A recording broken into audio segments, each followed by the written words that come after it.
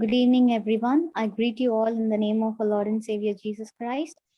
Today, as we are heading towards the doctrinal study of salvation and redemption, I request you all to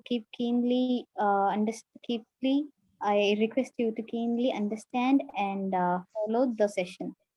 Now, let's pray and start the session. Let's bow down in prayer. Our loving Heavenly Father, I come into your lovely presence of Father evening, Lord. Father, I commit this whole session in your mighty hands, Father. You know what is going behind the scenes, Lord. Father, in this day, Father, we commit everything unto you. In the midst of so many confusions and temptations, Lord, you have brought us here.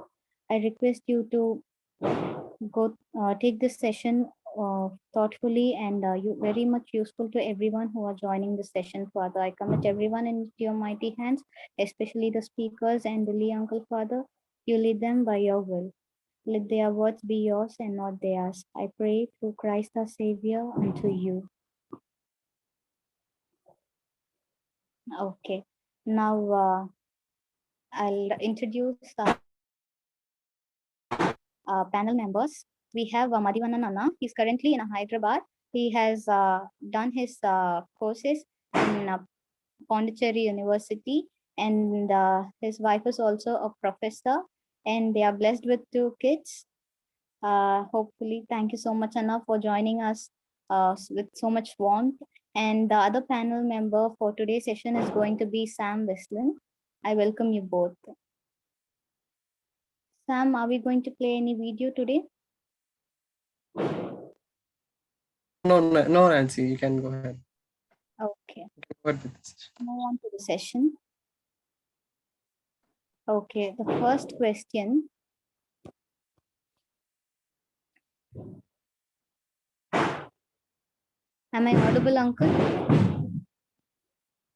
Uncle, am I audible? Yes, Nancy. Yes, you are audible. Yes, Nancy. You are audible. First question, anyone can answer. Will you please briefly share your salvation experience?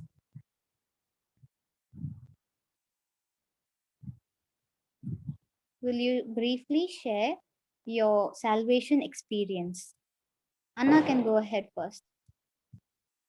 Okay, Nancy. Thank you all for giving me this opportunity. It's always a pleasure to be connected with the fellow believers and especially through our loving Billy Anand.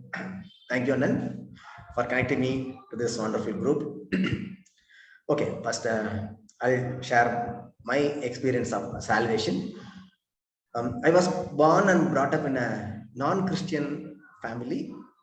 Uh, and when I say non-Christian family, it's a small family in one of the villages in Madurai, where we don't have this worship pattern and all. It is a village, and we have our own family god and goddesses.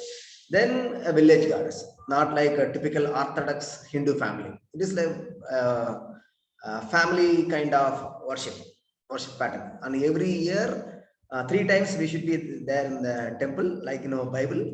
So 3 different days we should be there, and especially the firstborn of the family should be there. That's the protocol. Then I was educated in Christian schools from my LKG. It was a Catholic school from LKG to 5th standard. Then 6th standard to 10th standard, I studied in a Karen school in Madurai. The school is run by EGF members, and the type of spiritual input that we'll be getting when the school is run by EGF members. Yes, I got all those inputs. It was after I left that school, after my 10th standard, because there at that time we had only up to 10th standard. So 11th standard, I joined another school which is not related to Christian or Christianity.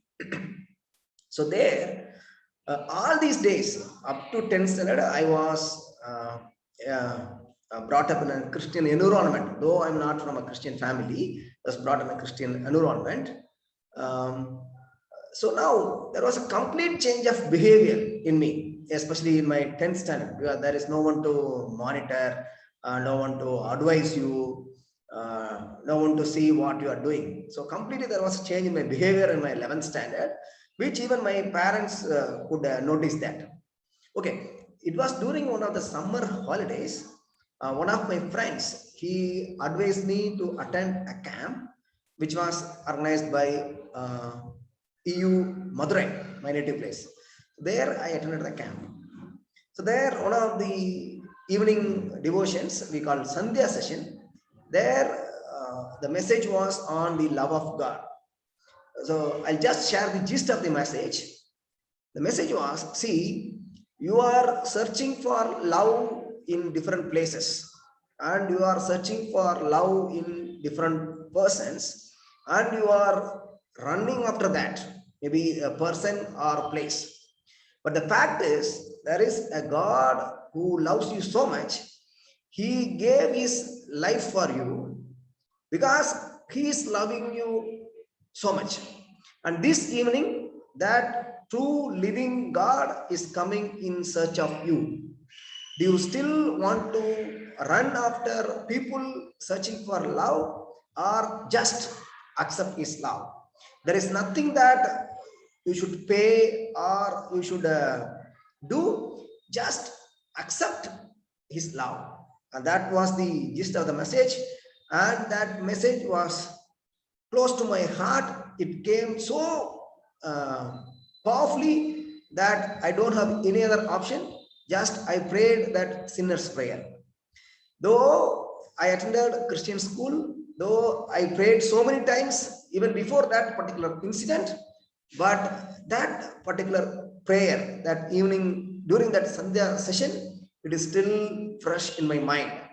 And I believe that that is the time when I surrendered my life completely to Jesus Christ, accepting Him to be my own Savior as well as Lord.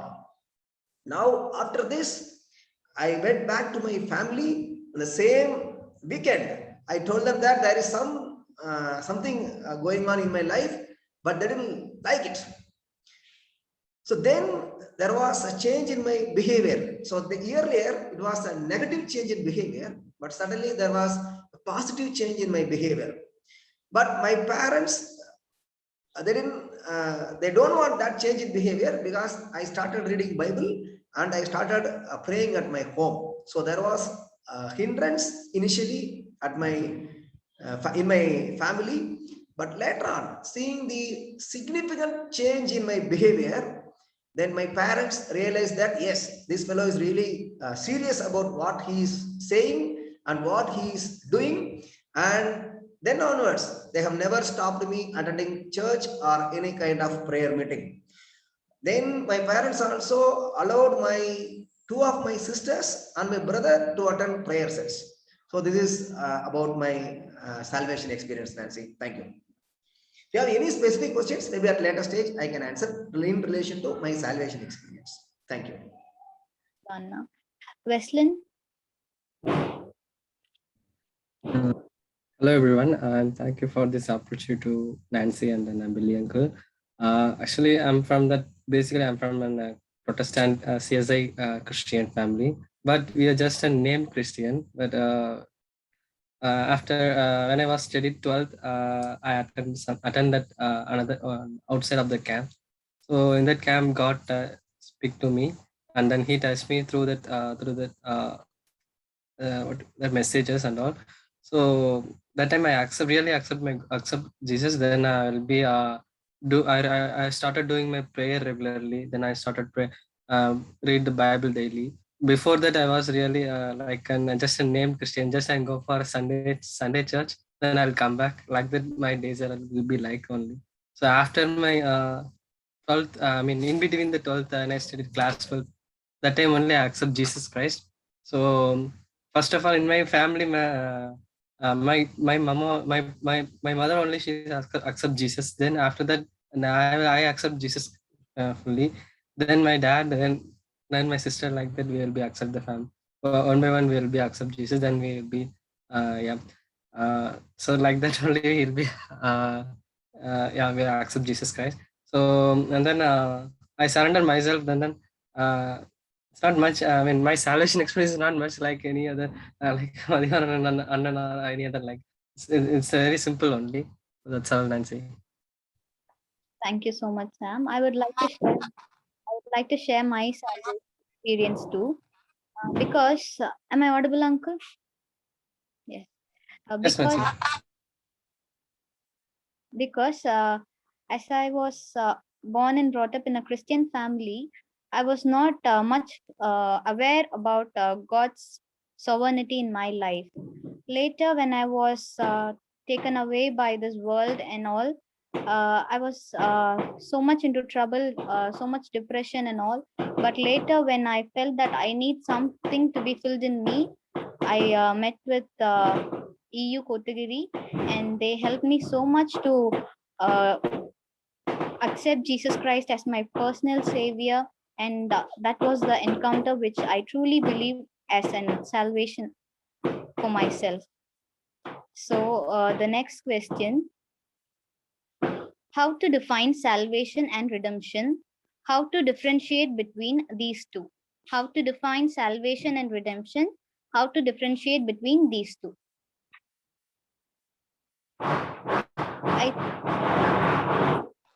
Sam can go ahead. Yeah. Thank you, Nancy. Actually, redemption, we call it as set free from that capacity of or an slavery. It's an exact meaning for redemption. Salvation, it's called like basically it's referred to that outside of. Uh, it's like refer to that saved from that eternal consequences of sin. So in redemption, if we can see, it requires that sacrifice. These in Old Testament time, it was requires that sacrifice be made to cover the cover the penalty of sin.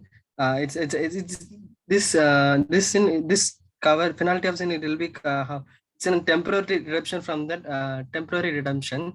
Like we will be in redemptions involved in a food or animal. We can be sacrificed as an sacrifice in that tabernacle, and then it's a substitution for the sin. People in that tabernacle. Uh, yeah, this is call it as in Psalms. We can see Psalms 130 verses 7 and 8. We can see that the things about redemption. So in if you see in New Testament, we can see like Messiah was Jesus Christ was fulfilled his substitutions for our sins and has redeemed to set us free from the sin. This is the difference between that Old Testament, what will happen in Old Testament, in New Testament. So Jesus Christ will be redemption from our sins, set us from free from the sin. And then salvation, you can see it actually in Matthew chapter 1 verses 21. Chapter 1 verses 21, we see that second part, and you are to give him the name Jesus, because he will save his people from their sins. So he only be saved from the people. Thank you, Sam. Madhivanan Anna, you can go ahead. Nancy, is it that all three of us should answer all the questions because we have so many other questions as well? Yes, Anna. If you find time, if we have time, we can go with that, or else we can move on with the next question. Maybe Billion can add because I'm convinced whatever Brother Sam shared. Okay, Anna. Yes, sir. Yes, Nancy. Thank you, Madhi. Just a brief word of one more extra thing. God's redemptive purpose started from Genesis 3rd chapter when the sin came in. Then salvation is part of it. That's the way we have to keep it.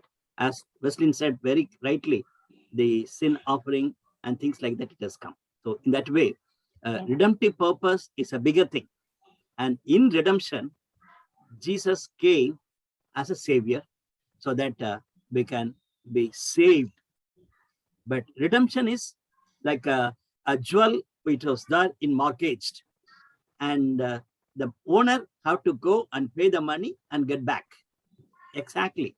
So God has paid that money so that we can come back to him. So God is our creator, but because of Satan, we are stuck up. And now with the precious blood of Christ, he has redeemed us to be his children. So we are blessed. So keep that in mind. We'll go ahead. Okay, uncle. I'll go with the next question. What are the Bible passages that talk about both salvation and redemption? What are the Bible passages that talk about both salvation and redemption?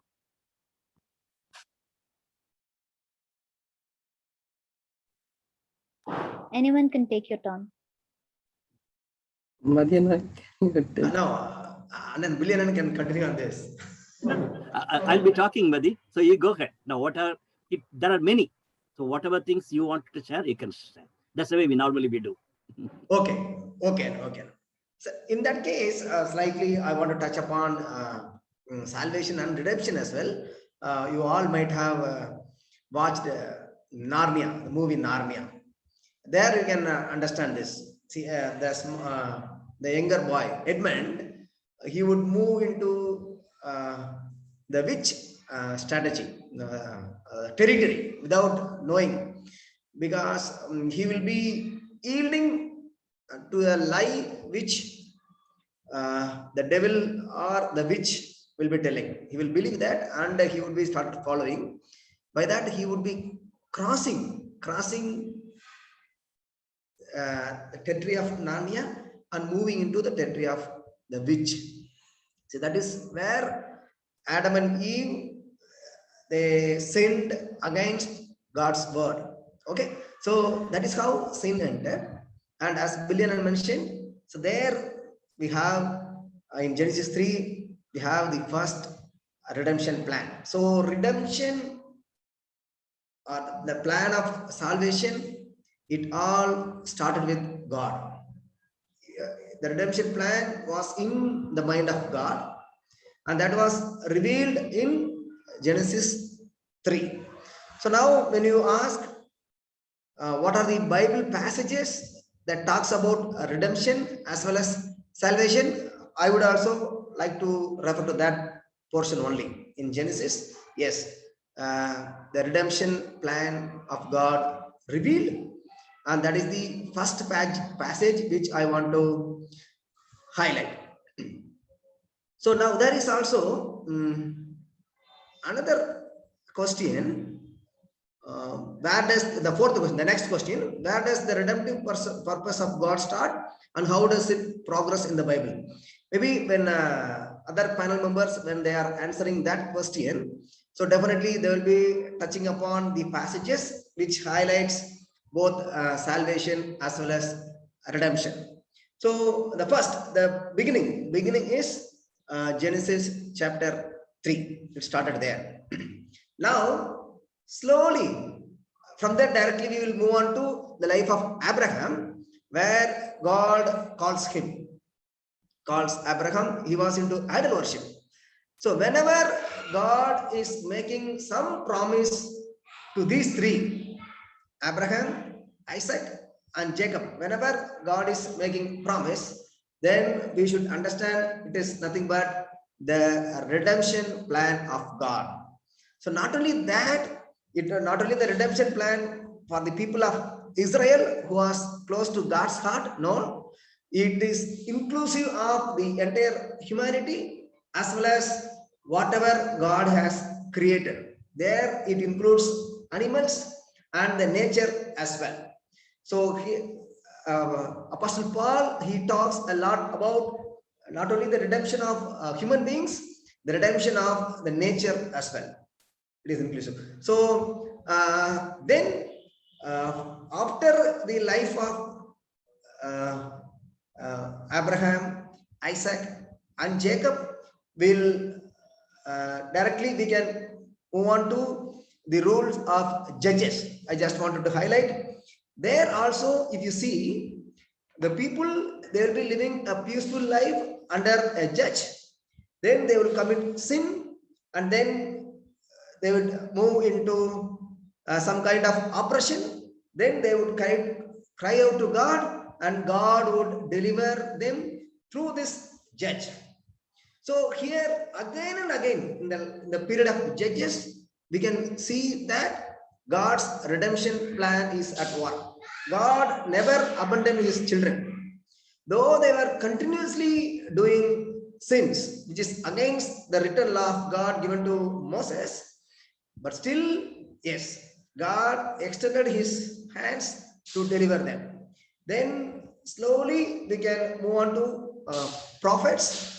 Then we come to the New Testament, where the salvation plan was executed through our Lord and Savior, Jesus Christ. Yes. Thank you, Anna. As Anna has already answered the fourth question, I would like to request Sam to answer the fourth question. The question is, where Yes, does ma'am. the question is, where does the redemptive purpose of God start, and how does it progress in the Bible? Yes, yes, of course. What Anna says from it, it was started in the Genesis also, and also will be started in the Egypt, when people Israel's, when they are slaves in the Egypt. That time God works of redemption for Israel. Then the Moses into the name of the Lord. Then to Pharaoh. Then that time has been the redemption was been started. So in Exodus chapter 5 verses, we can see verses 1 to chapter 6 verses 28, we can see the all the things and all. And also Anna what is mentioned in the Genesis 3rd chapter, it was exactly started in Genesis chapter 3 verses 15. The redemption is promised in that verse. Yes, it's like an God's redemption act. It's an act of God's redemption act. Yes, Nancy, this is my. Thank you, Sam. So let's move on to the next question. What is the role of the triune God in man's salvation? What is the role of the triune God in man's salvation? Yes, Nancy. Now we can go back to John 3:16. John 3:16, we can go. So you are also asking about the passages which talks about redemption and salvation. Yes, I like to highlight this verse, this particular verse. For God so loved the world. Okay, the verse starting. For God so loved the world. So it all started with God, not with anybody else. It all started with God. So what is the role of this triune God in man's salvation? Because it originated with God himself.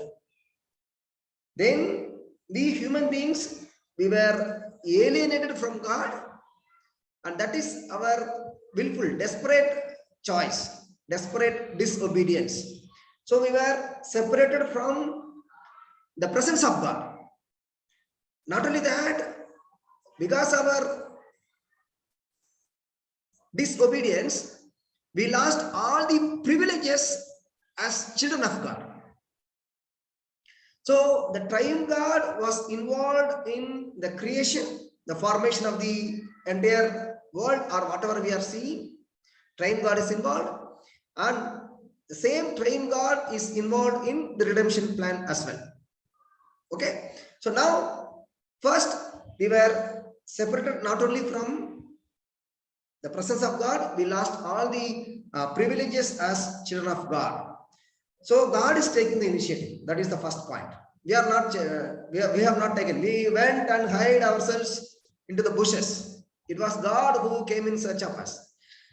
Even when He Himself located us, we were only blaming. So we don't have any role in that. With that, we come to the next. We'll come to that point in the next question as well. So the first is, it is God's initiative. God's initiative.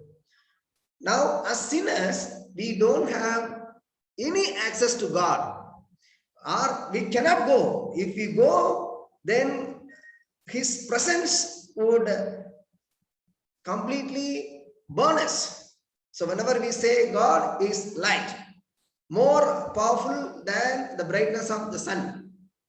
Okay, so it will burn us. So we cannot go near God at all. That's why God is sending his only son Jesus Christ, who identifies himself with us.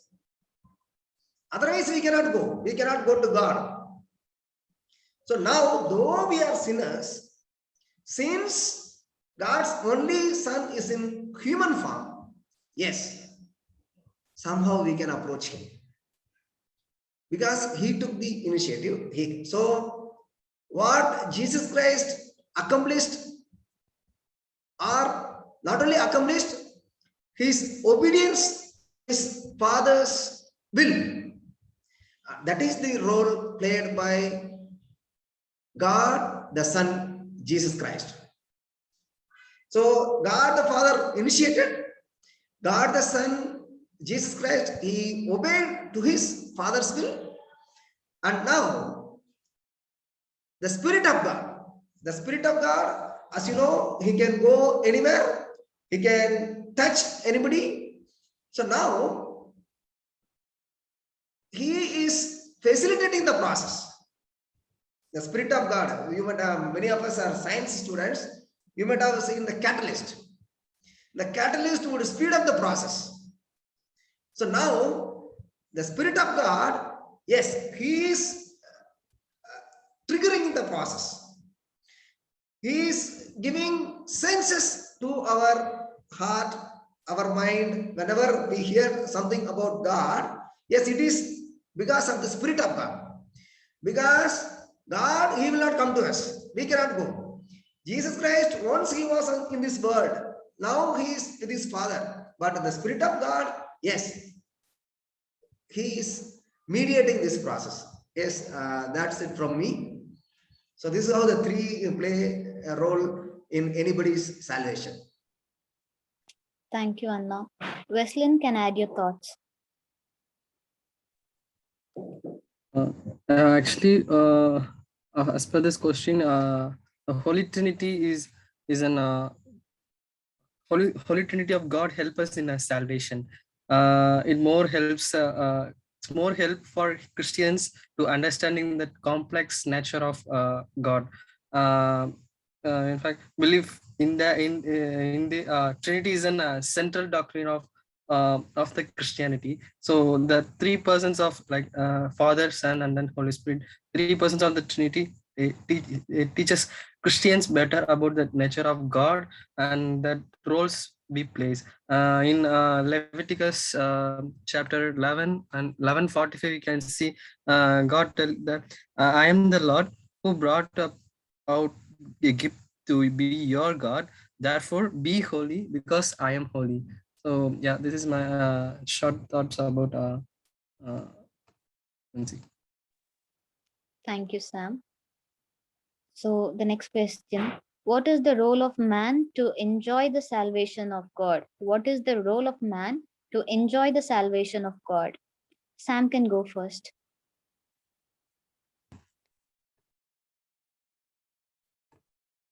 Yeah, actually, yeah, what I says before, what I say is that was Leviticus 11:45. We have to Lord says, therefore be holy because I am holy. We have to holy. We have to after salvation. Yeah, we have to holy. Yeah, in before that holy God. In Corinthians 16, you can clearly see about Corinth. Romans chapter 12, 1 to 2. You can see that.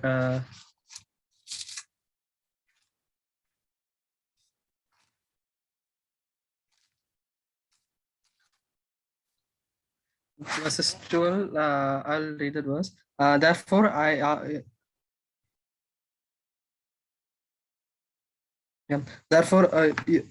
urge you, brother and sisters, in view of God's mercy, to offer your bodies as a living sacrifice, as an holy pleasing to God. This is your true and proper worship. Do not conform to the pattern of world, but be transformed by that renewing of your mind. Then you will be able to test and approve that God will is His good, pleasing, and perfect will. So in verses 1, we can see here we are the living sacrifices of God. So yeah, so this is my short thought about this question, Nancy. Thank you, Sam. Sam. Then Anna, you can go ahead. Yes, Nancy. Now, what is man's role? So nothing is there. Just he should only acknowledge, especially the gospel. The gospel is shared to him, and he should acknowledge the sacrificial work done by Jesus Christ on the cross on his behalf. Nothing else. So he has to acknowledge that. And one step before that is he should acknowledge that he is a sinner and he is destined for eternal death. Now there are people who says there is no God, no hell, no heaven, nothing. So for such people, this message, the gospel, yes, it is meaningless. It is meaningless for them.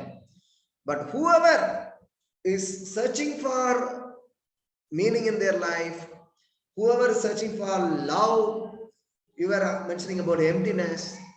So whoever is searching for maybe God or some that eternal superpower, whatever the name they call, yes, to such people definitely God is revealing himself.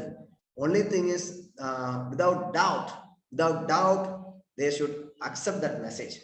Why I'm telling without doubt? Because once they accept, at later stage definitely they are going to get confirmation from God himself, either through his words or through the circumstances or even through visions and dreams.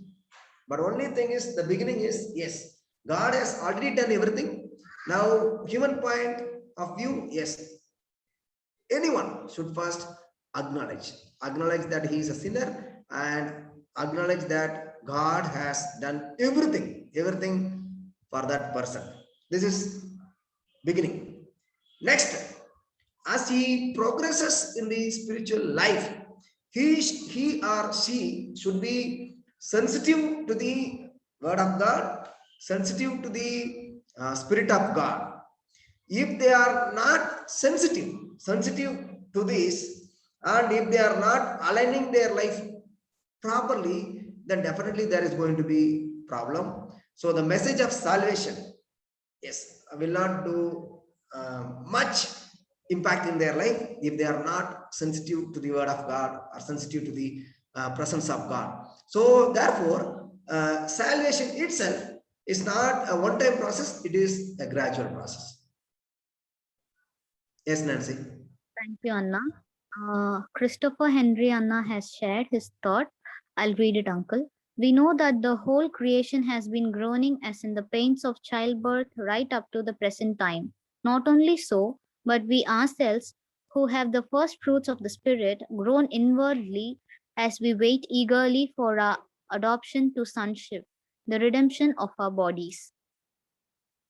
So, if I would like to add a thought of mine. The thing is how to enjoy salvation. Though we are the creatures who sinned first, He warmly accepted to forgive us, and He said that we are fearfully and wonderfully made. We are in His own image. So, after our salvation, after having an encounter with Him as a personal Savior, we should first of all cherish His love and then share His love with others who are in need. That is my thought. And the next question, describe the consequences of salvation in a person's life. Describe the consequences of salvation in a person's life.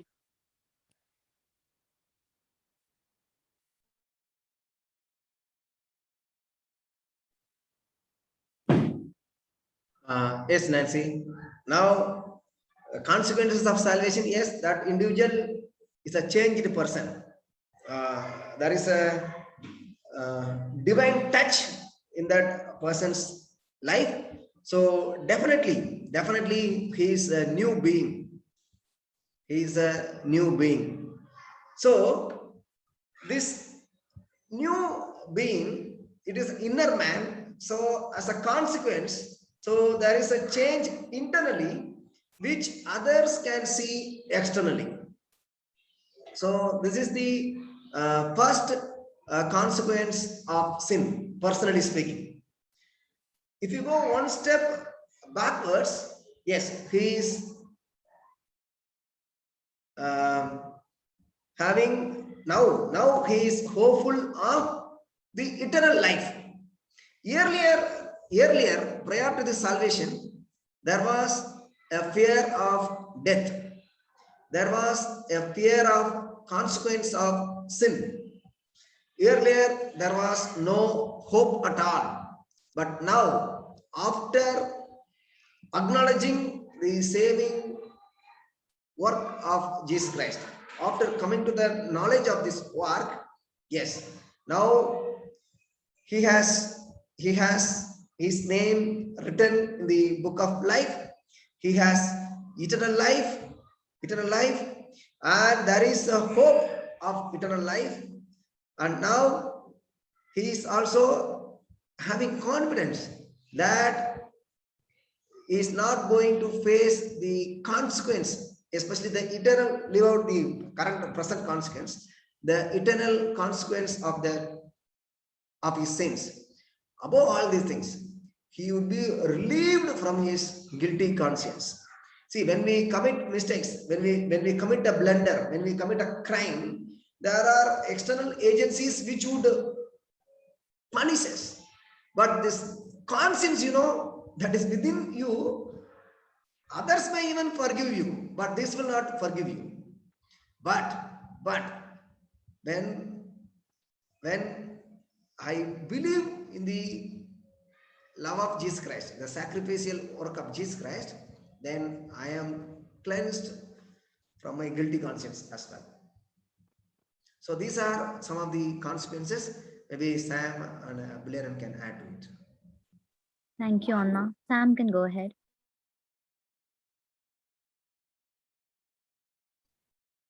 Nancy, sorry. You can answer the 7th question, Sam. I think better Uncle will be go ahead with this question. I'm not sure. No, Madhi has covered almost every point, present and future. Thank you, Madhi. You have covered all the points. Let's go ahead. Thank you, Anna. Moving to the next question. Is it possible for a believer to lose his or her salvation? What to say about Hebrews chapter 6, verse 4 to 6? Is it possible for a believer to lose his or her salvation? What to say about Hebrews chapter 6, verse 4 to 6? It is really a tricky question to answer. Okay, first we should understand the purpose of salvation. To answer this question, we should understand the purpose of salvation. So now, the purpose of salvation is to connect ourselves to the last relationship. We have lost a relationship in the Garden of Eden. We lost the fellowship with God.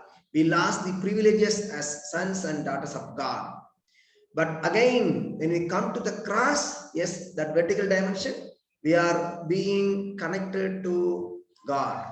So the relationship that is lost in the Garden of Eden is connected in Gethsemane or at the Calvary.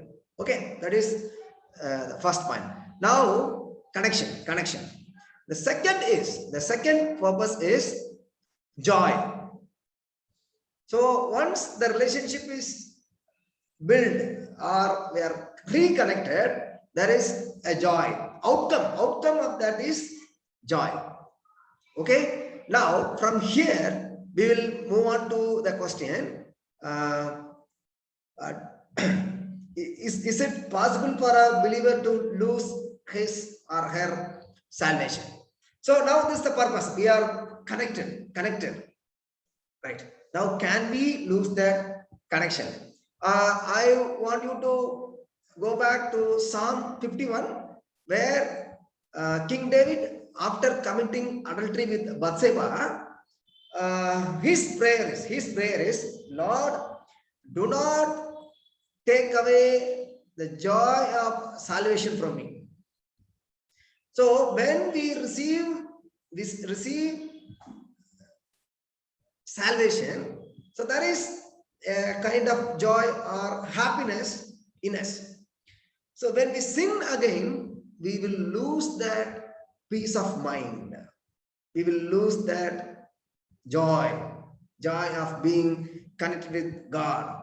So once again, we will have that guilty feeling. Now the purpose of salvation is to redeem us from all these things. But once we sin, all these things pop out. So here, do we lose? Is it possible for a believer to lose his salvation? I want to take a little time and give you a small story or an anecdote.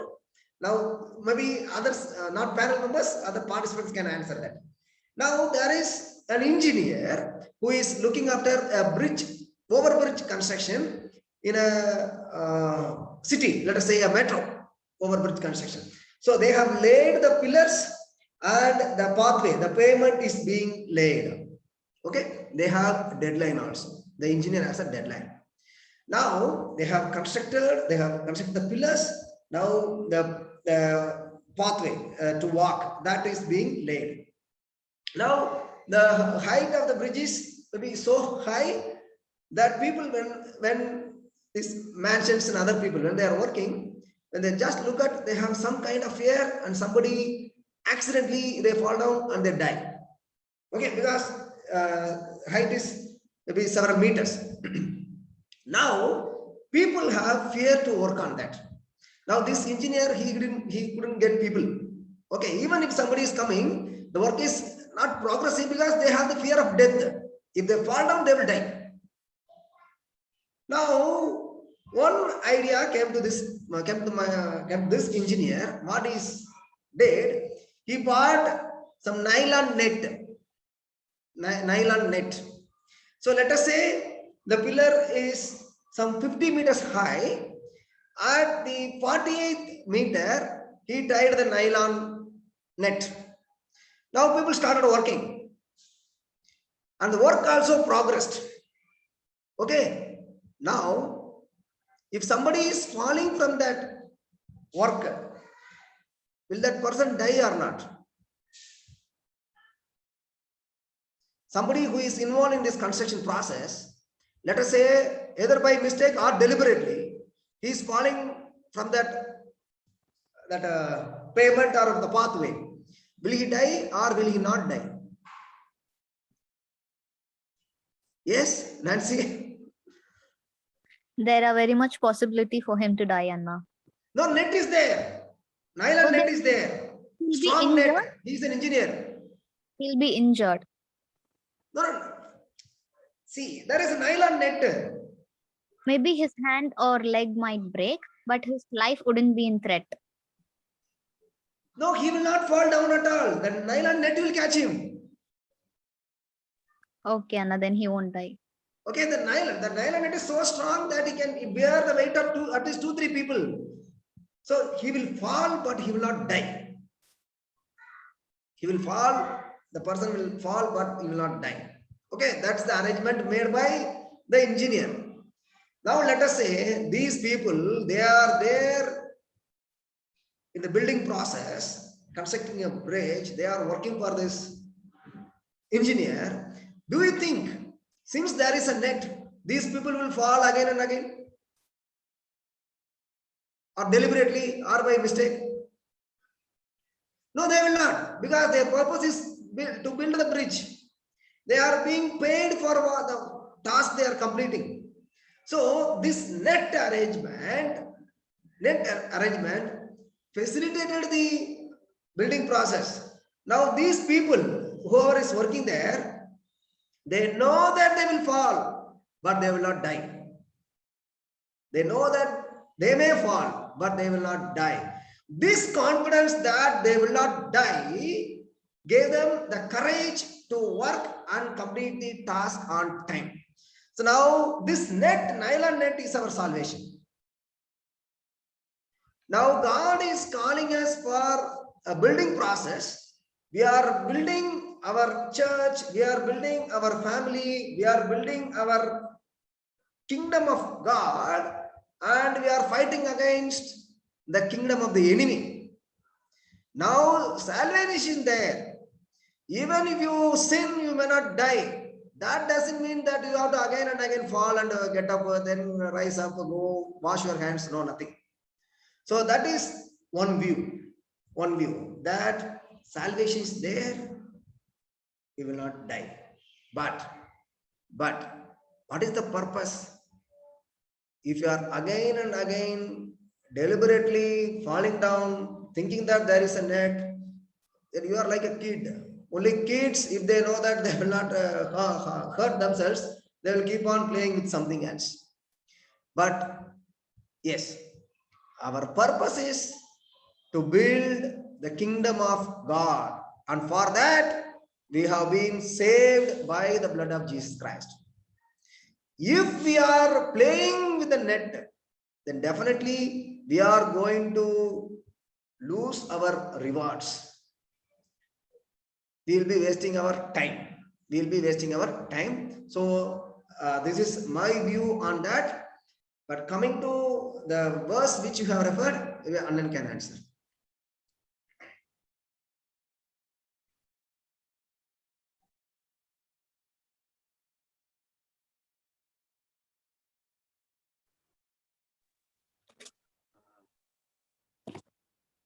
Nancy? Uncle, Anna requested you to answer the passage. That's true. And anyway, do you have any other questions so that I can conclude with that thought? It's very powerful thought, but beautiful illustration was given, and he has given a message also. Before Okay, I conclude, if you have any other questions, you can share so that we can finish. We have 5 more minutes only. how to help those who are doubtful and also backslidden in terms of the assurance of salvation? Okay, can I start? Yes, Sam, you can. Yeah. Actually, we have to practically. Actually, this question is like a practical based question. Like I feel, because of most of them, they are getting salvation. Then they will be back at some time because of their past experiences. They otherwise they have some mistakes in their past. So because of that, they feel very guilty. So that's why, because that actually there are many reasons of that though, like that compassion with others, comparison with others, and the new challenges. After they're getting salvation, they're facing a lot of challenges like those who come from the different religion. So they face a lot of challenges in their family also. So when during their studies, workplace, like that they're facing so many challenges. So and then the comparison with others also, like if if they're even their comparison with spiritually also, they're comparing with their professional related also. They're if they're working in any company, or like they're thinking, okay, they are in good position, but I'll get a salvation, I get the Jesus, accept the Jesus Christ in my heart, but I didn't get any promotion or anything like that. But like that, there will be comparison with others, like that. That is also one more reason. And one more reason is fear of failures, and then the future successes and all. They really thinking about their future, like how to will be overcome. I mean, how overcome this world, how will be face these challenges and all, like that. They will be thinking about these things and all. In First John chapter 14 4 8 18 verses say 18 verses says, therefore no fear in love, but perfect love divides in our fear. So if you are assured about the salvation, so we never be fear, we never been doubtful about any other like our future and also our family things and all, anything about them. So this is my thoughts, Nancy. Thank you. The final question is, how can we help the church or the fellowship to realize the greatness of the redemptive purposes of God? How can we help the church or the fellowship to realize the greatness of the redemptive purposes of God? Anyone can answer, then Uncle will conclude. Madhi, go ahead. Yes, Anand. So now the question is, how can we help the church or the fellowship to realize the greatness? Now, yes, definitely. You can share your experiences and tell them how God has changed you and how God is using you in expansion of the kingdom, of His kingdom. That is one point. See, people now, see you, if you see people, they like to hear a lot of stories. Now you can tell your story, but don't spend much time on the past, but spend much time on your changed life. And that portrays the power of Jesus Christ. Now let your fellowship understand how God is using you now. That is the greatness of the salvation. And when it comes to the corporate fellowship, maybe a church or some other fellowship, see, let them understand the current situation of this world. This world desperately needs someone to give them hope. This world desperately needs someone to help them. So that hope and help can come through our Lord Jesus Christ, because He is loving them. So yes, these 2 points you can add. One is your own change life in the fellowship. The next is, yes, the world desperately needs someone. Yes, and that someone is our Lord Jesus Christ. Yes, Nancy. Thank you, Anna. Handing over to Uncle. Thank you, Nancy, and you've taken the last minute load on you, though you're busy. And thank you, Wesley, and I have to sincerely thank Madhi for being with us and sharing your rich experiences. And I really thank God. And we were talking about Hebrews 6 chapter. That verse talks about the one who is deliberately wanted to leave God, no other go. Coming back to the illustration, when you are in the construction purpose and the net was ready, but if that fellow wanted to commit suicide, and nobody can stop it, even if you can just jump away from the net. And that's the way some of the believers wanted to die.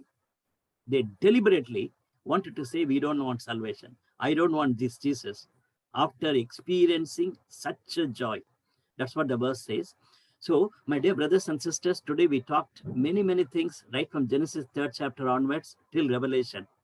And we need to know the context in which the passages are taken. Beautifully, our brothers and sisters brought out. So when we talk about salvation, it is a big redemptive purpose of God. And now you and me were saved from the penalty of sin. Otherwise, we are supposed to be doomed forever. But because of the precious blood of Christ, we are saved from the penalty of sin.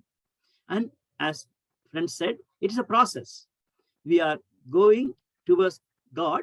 In that way, the power of sin will not hold us. We will get guilty feeling, and God's word, God's people are reminding us. So the power will go down. Earlier days, we were longing to do sin, but now we cannot do it because we are believers. And if we'll continue to do that, we are going to face the consequences. But as Madhi said rightly, we won't be losing the salvation, but we'll definitely will lose the joy of salvation. And when we continue to do that, we'll lose the blessings of God. That's the way we have to look at from the scriptural point of view. Thirdly, a day will come, the presence of sin will be away. That is, there was no more sin at all, because that's the day That's what Mary said very nicely. That's a hope we have. Eternally, we are going to be with God. It is almost like Genesis 1 and 2, where Adam and Eve, without sin, they were living.